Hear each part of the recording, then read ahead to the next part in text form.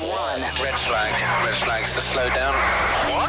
The checkered flag is waiting. I can see our Checkered Flag podcast being quite spicy. Five Lives Checkered Flag podcast. Sergio Perez, king of the streets, is what his race engineer said as he took the checkered flag to win the Azerbaijan Grand Prix and close Max Verstappen's advantage at the top of the championship down to 6 points. Alongside me, Jack Nicholls, I got the BBC's chief F1 writer Andrew Benson and the former Mercedes F1 reserve driver and current Formula E racer for Jaguar, Sam Bird, to dissect 51 fairly interesting laps from my point of view. Now, I think that, looking at the socials, a lot of people, boring race, another boring race. I don't find it boring when two drivers are just going at it up at the front. But we just said, Sam, a lot of stuff threatened to happen, even though nothing actually ended up happening. But it was still exciting. Yeah. The fact that there weren't too many overtakes and people weren't quite within DRS. What we saw at the front was two men within the same team not giving each other an inch. Max Verstappen was relentless trying to catch Sergio Perez, and Sergio Perez kept the pace up and delivered a superb, probably his best Formula One race win to date. Would you agree with that assessment? Yeah, it was a connoisseur's race, Jack, I think, is the way to put it. That's the nicest compliment you've ever given me. It was a race to appreciate, even if there wasn't like a thriller minute, you know? As Sam said, the battle between the Red Bulls was tense, I think is the word for it, not exciting. You're only excited by that if you're invested in that as a fan of one or other of the drivers, but tense for a neutral observer. It was really close all the way through. As Sam says, didn't give each other any quarter at all. And it was similar behind them as well. You know, had Leclerc and Alonso in a similar battle. You had Sainz and Hamilton in a similar battle. Lots of things to dig into as to why some of those overtakes weren't able to happen.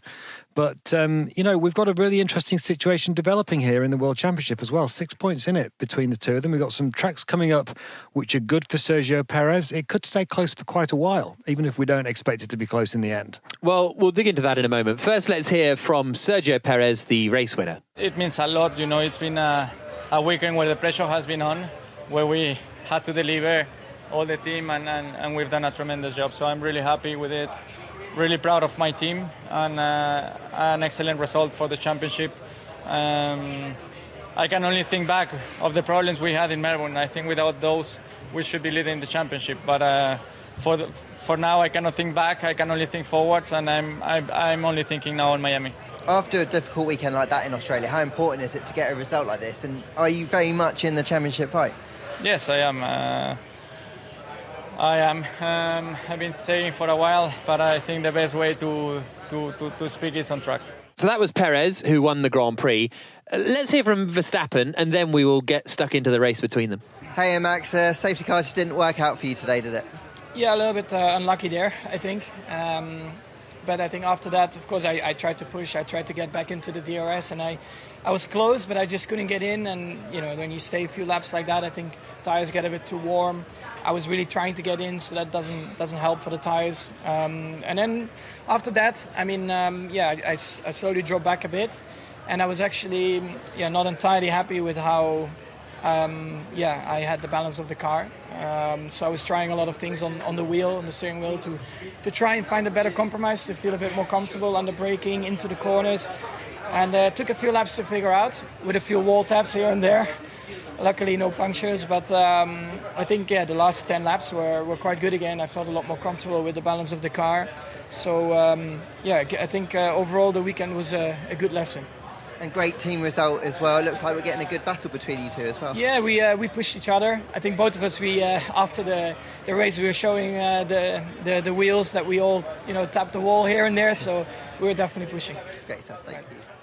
So Perez and Verstappen there, first and second in the Grand Prix. Now, the first thing to sort of get stuck into is Perez was running in second place. They both got past Charles Leclerc at the start in the Ferrari.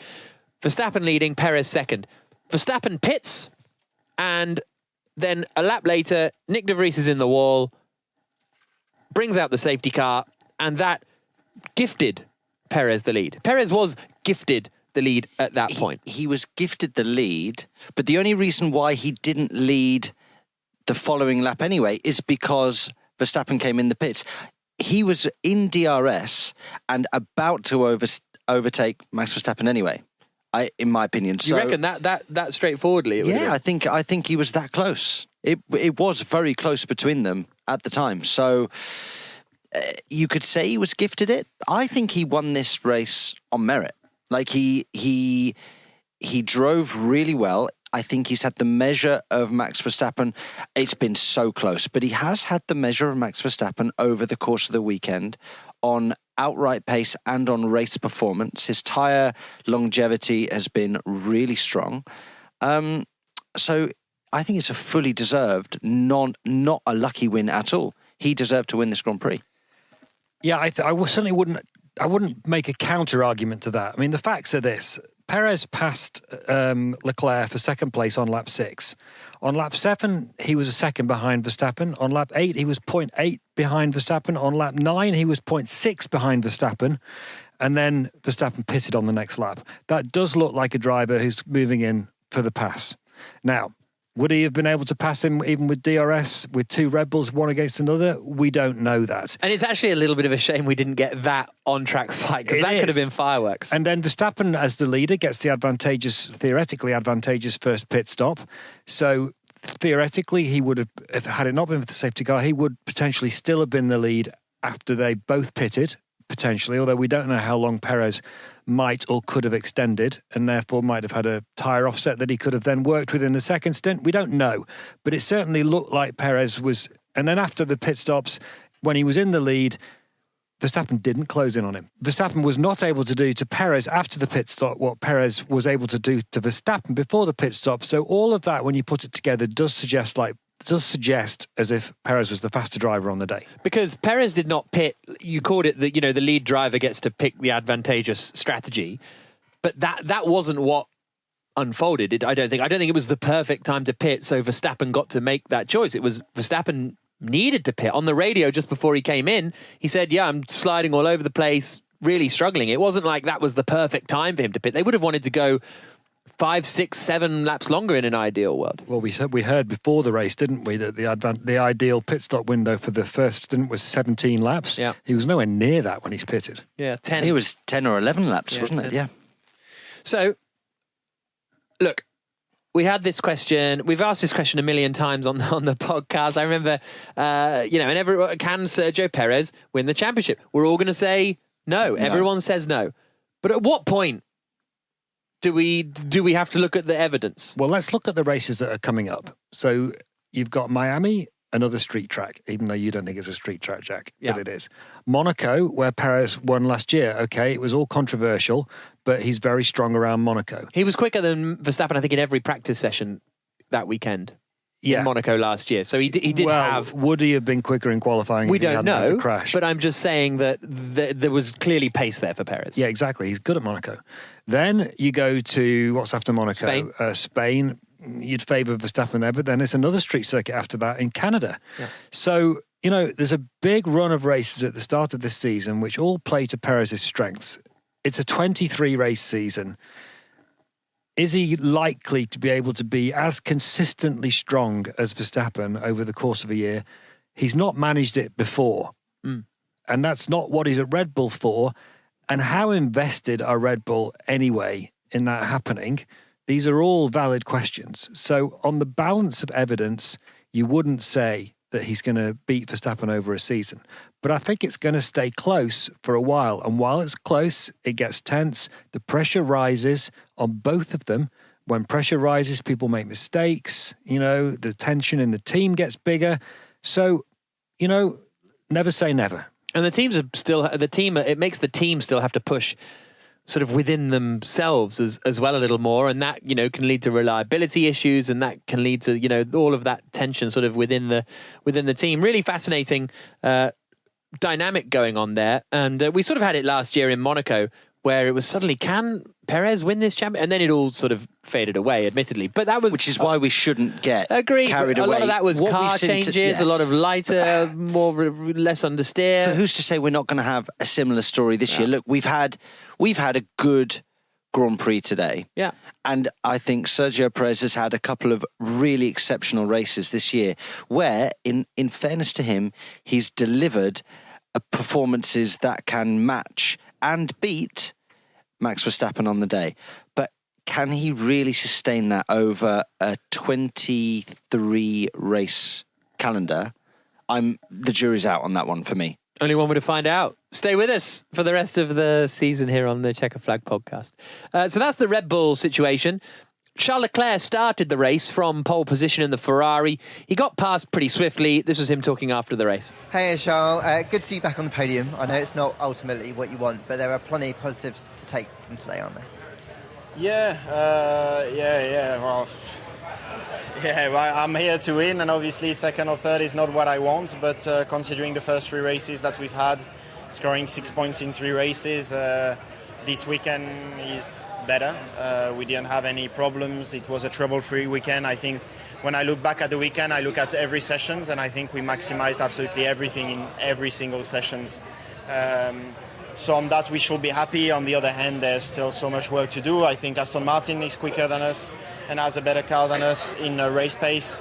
Red Bull has a much better car than us in terms of race pace, and that's where we need to do the biggest step forward.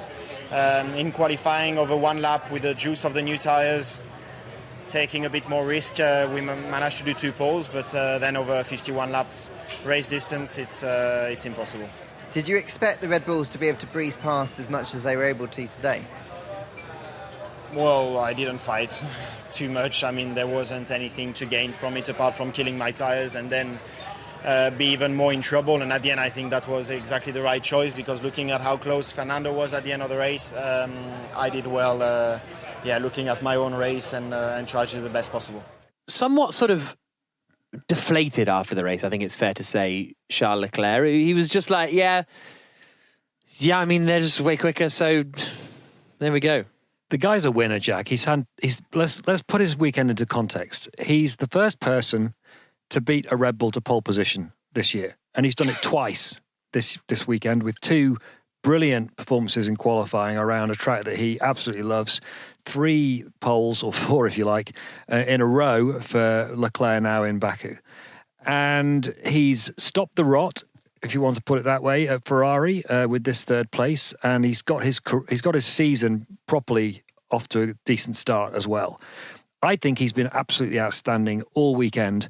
He's absolutely crushed Carlos Sainz in the other Ferrari. Sainz can say he's had a difficult weekend. The fact of the matter is Leclerc's just been brilliant in that car. He held off Fernando Alonso through that race. Alonso was pulling all the tricks in the book that he knows from his 20 years in Formula One.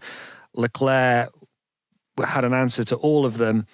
You could even make a case for him being the driver of the weekend. He was so strong.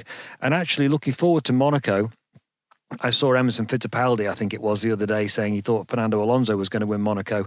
I think Leclerc's got a really good chance of winning Monaco, as long as Ferrari don't screw it up again. I agree. I absolutely agree. If they're going to win a Grand Prix this year, I think Monaco's their chance. There's nowhere where really Red Bull can really utilise their DRS as much as they can, especially here in Baku. If he can put it at the front of the grid, which he's fully capable of, by the way, because he's shown in the past that he's mega fast around Monaco. If he can put it on pole and get into the lead, get into a rhythm, there's no reason why that Ferrari can't end up winning the Monaco Grand Prix. Also, as Andrew said, you're measured by your performance relative to your teammate in single-seater racing.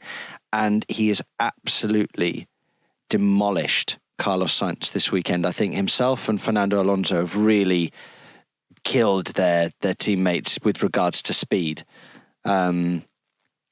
Dismantled them.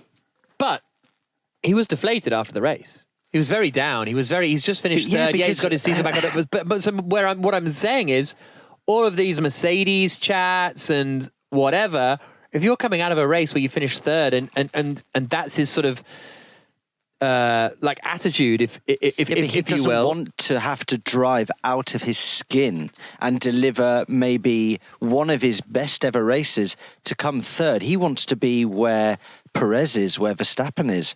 But this is he wants Ferrari to deliver him a Red Bull car, and I think he's just inside a bit wounded that yet again he's not going to really be fighting for the title. I think that really hurts him, and it shows on his face. And this is only the 4th race of the season. He's feeling like this. He's got to go to Mercedes, isn't he? He's got to leave Ferrari. What, go to Mercedes for the car that finished 6th and 8th in the Grand Prix he's just finished 3rd in? I mean, that's the difficulty he's in. He's in great danger of having Fernando Alonso's career without the 2 World Championships before it. Completely agree. Completely agree. In that he went to Ferrari.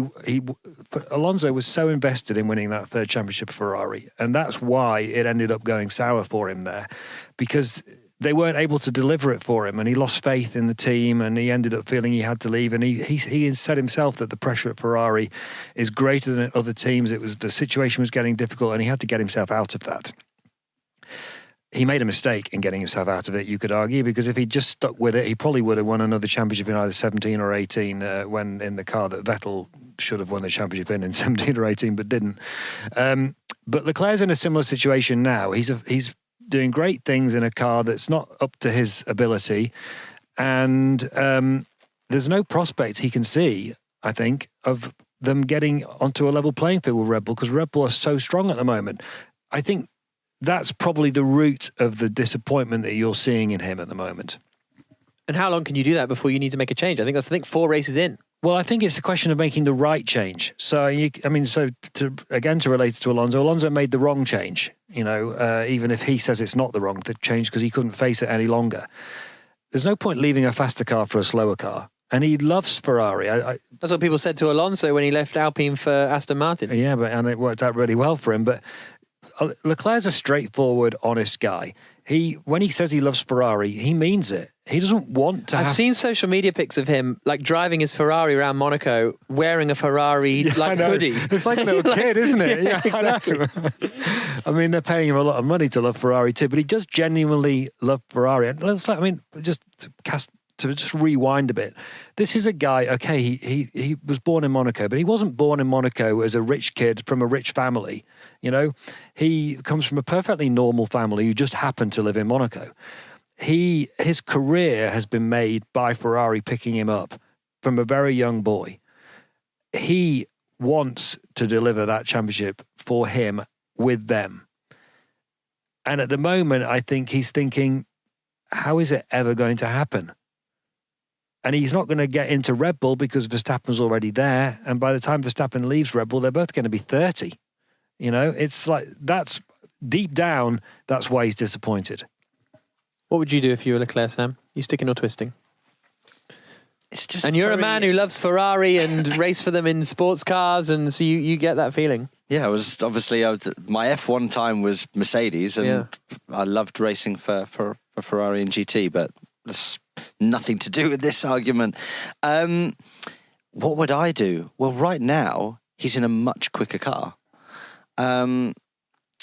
Are you having faith in Ferrari to turn this around, going against 30 years of evidence? But do you have faith in Mercedes completely rehauling their car in the next 2, 3, 4 years to take the fight to Red Bull? That's the difficulty. Can you see anybody realistically challenging Red Bull in the next 2 years? He might not even have a choice, Sam, anyway.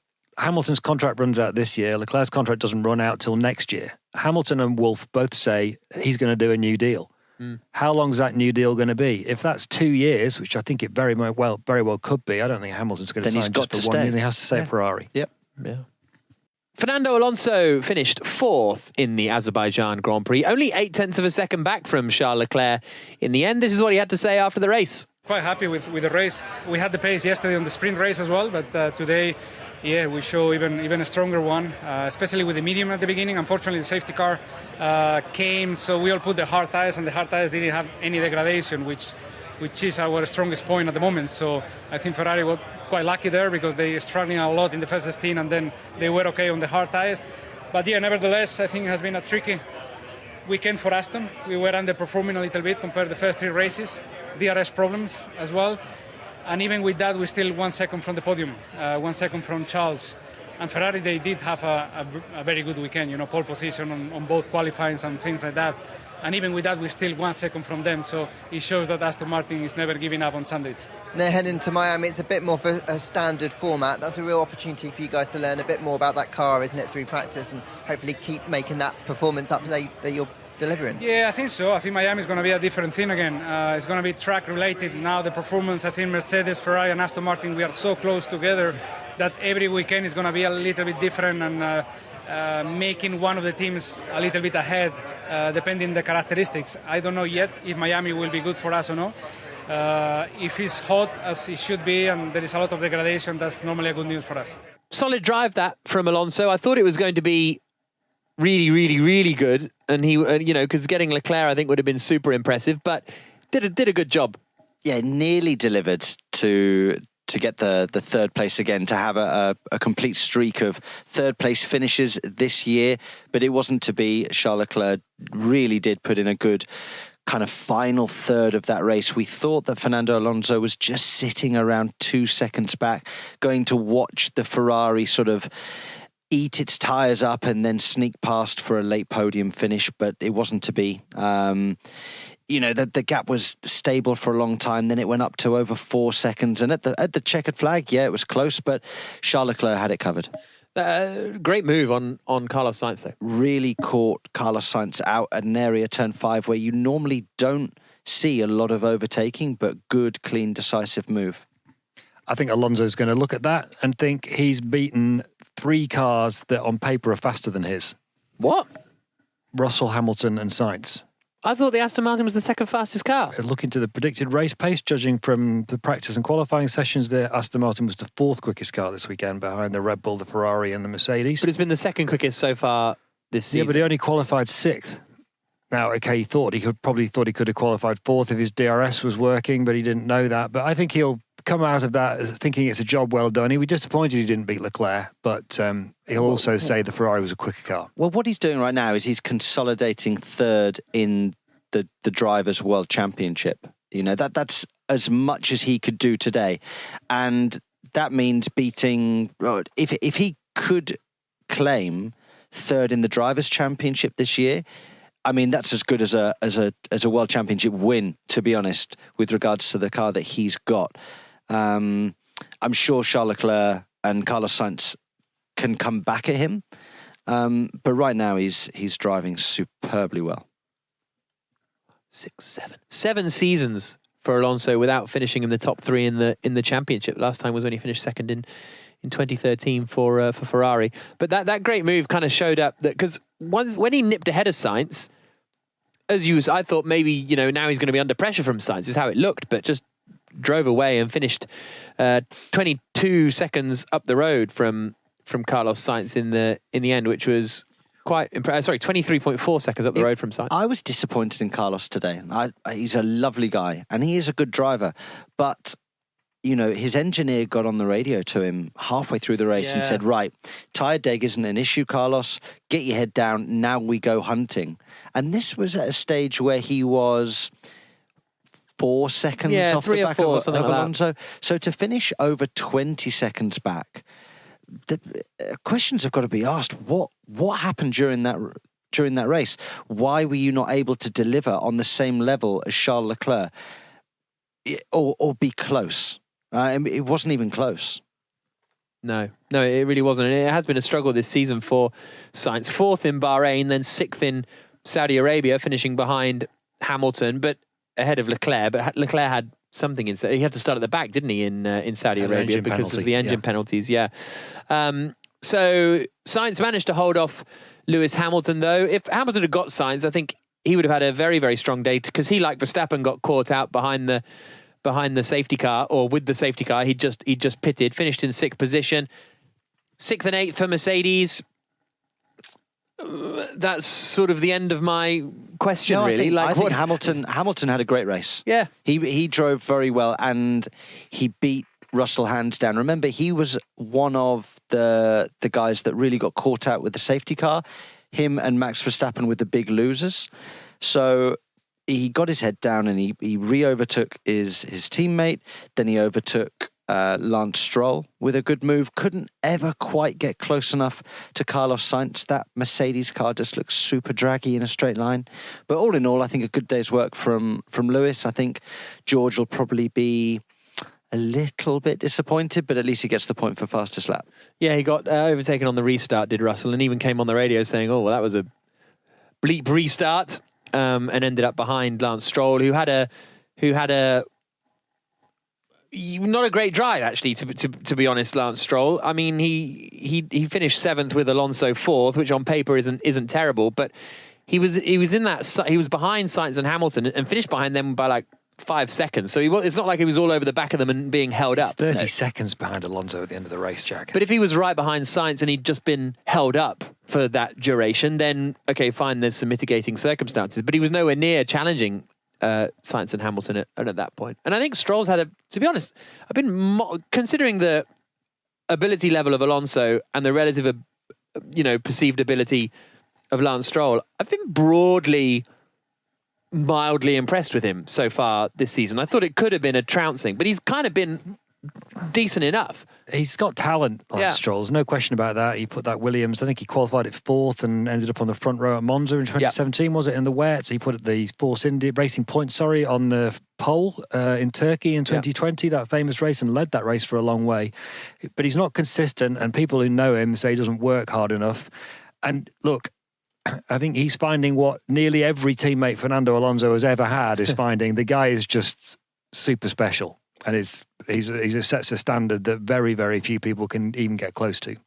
Outside of them, it was then Russell in 8th, Norris and Tsunoda picking up the sort of best of the rest, because I think this might be the first race of the season where all of those top 8 cars finished in the top 8. No, it happened in this is the first race of the season where those top 8, the 4 big teams, have finished in the top 8 positions. So then it just leaves the midfield scrabbling over 3 points, basically, for 9th and 10th position. Norris ended up with it ahead of Yuki Tsunoda, who picked up a point, his second points finish of the season, having finished 10th in Australia. Norris was 6th in Australia, but obviously there was a lot of carnage at the end. McLaren seemed to be a bit more dialed in, but that midfield is just expanding, or it's just getting further from the front now. So if you were winning the midfield battle in the past, you could finish 7th, and then on a good day, maybe 6th or 5th. Now, because you've got those 4 big teams, all you can fight for is 9th.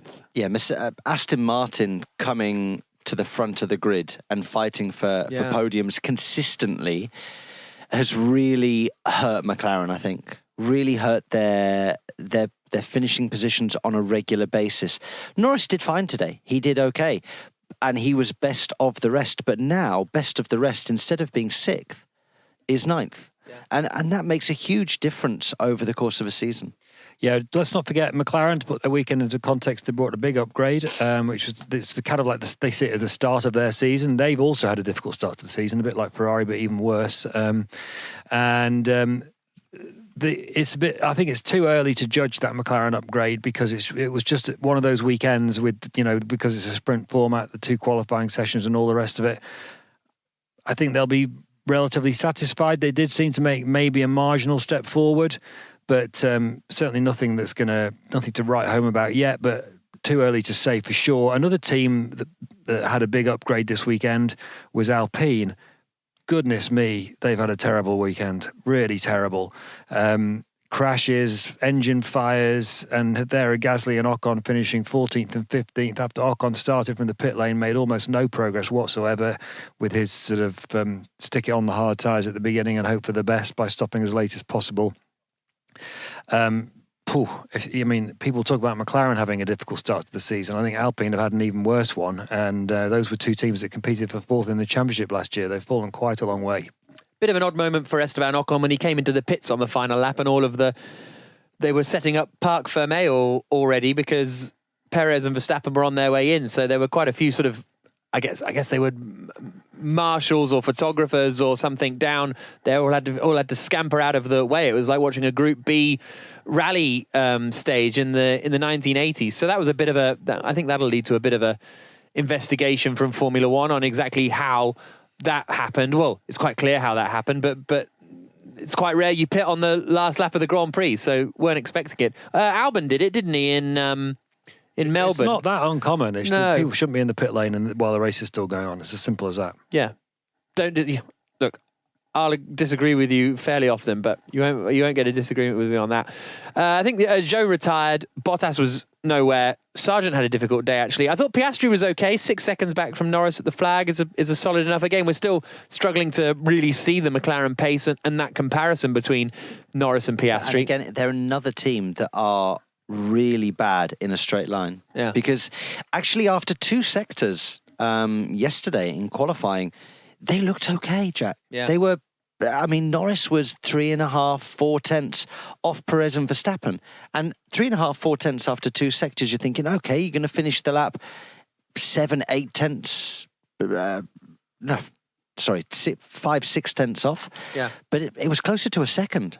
Losing 6 tenths just in a straight line is an awful lot of lap time to give away.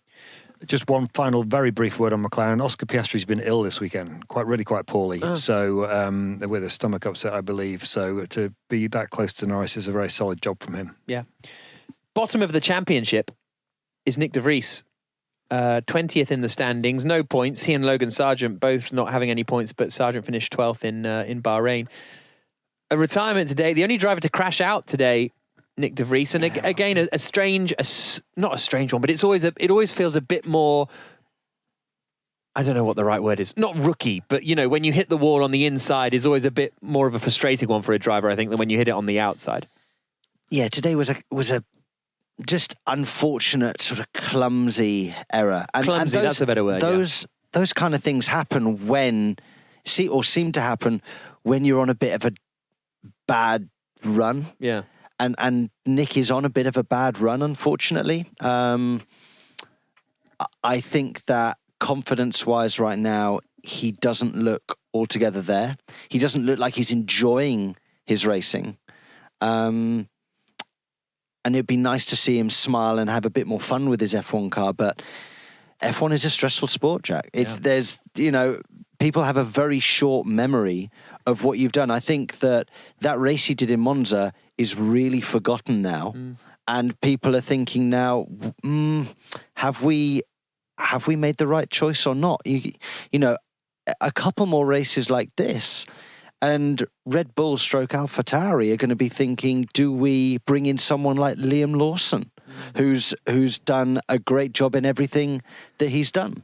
Yeah, it's a brutal sport, this, and Red Bull are the most brutal team in this most brutal of sports. And Nick de Vries, he looked out of his depth this weekend, frankly, and he shouldn't do. We're given his experience and quality. We all know he's an extremely high-level racing driver, as to borrow a phrase from Franz Tost, his team boss. It's a phrase France uses a lot about his drivers, and they brought him in because they thought he'd be a safe pair of hands, and he would put some pressure on Yuki Tsunoda. And so far, that hasn't happened. And because of his level of experience, I think he'll be cut even less slack than Red Bull drivers, AlphaTauri drivers are generally cut, which isn't very much at all in the first place. So he's got to watch himself. He's got to reset really quickly. And it's not easy because he's going to another new track for him. Actually, this wasn't a new track for him, was it? But Melbourne would have been. It's another new track for him in Miami next weekend. It's only a few days. The other side of the world, it's a long way over there. And, he can't afford to have the same sort of weekend in Miami as he had in Baku. The other thing he's got is that, his teammate Yuki Tsunoda has actually delivered quite a good race today, I think. I think he's done quite well this weekend and got a point. But getting points in that AlphaTauri this year is going to be very difficult. It's not the same AlphaTauri as we saw 3 years ago, where they go and win in Monza and they're getting a few podiums every year. This is now a team that is really fighting, scrapping for the odd point here and there. And right now, you can't see him fighting for that point. I really hope he does. And is getting 1 point here and there enough to keep his job? I hope it is, because I think, look, Nick he's a really good driver. And when he gets his confidence up, I think he'll showcase what he can do. But right now, he looks void of confidence. And that is really translating into silly little errors that are going to cost him time in the car, lap time, and potentially a job. Well, that, I think, takes us through all of today. As Andrew says, we'll be back in a few days' time for a preview ahead of the Miami Grand Prix. And normal race coverage across the weekend, of course. Driver of the day, Andrew Benson. Toughie. It is a toughie. It's hard to look past Perez because I think this was his best race. He drove a consummate Grand Prix, holding off Max Verstappen once he'd got the lead and pressuring him before he did. And I will give it to Perez, but as a really honourable mention for Charles Leclerc. I can't beat that. That's pretty much what I was going to go for as well, Jack. What about you? Consummate was the word. What a great word. I'm really annoyed that after 3 hours of broadcasting we've been doing now, and finally that's the perfect word to describe that race win for Perez, a consummate drive, because it wasn't like he had it in control, but he didn't have it under, because he was pushing the whole time. They were both pushing. It was not dominant. In my opinion, like he had it under control. When are you ever going to have then a dominant race? When Verstappen wins by 25 seconds. Yeah, but against Max Verstappen is what I mean. When Max Verstappen is in second, I don't think there's ever going to be an afternoon where the leader is dominant. Exactly. So he wasn't today. No, but it was as dominant as you're going to get against Max Verstappen. Don't disagree. Consummate, should we say? There we go. That's the word. Right, this has been an IMG production for BBC Radio 5 Live. Thanks to Andrew Benson and to Samuel Bird and just Sam. Okay, fine. Thank you to Andrew Benson and to Sam Jamie Bird for thank you to Andrew Benson and Sam Bird for joining us today. And I think Sam's really annoyed at me, so we'll leave it now. We'll leave bad blood. We got bad blood now. Right. See you for the Miami Grand Prix in a week's time.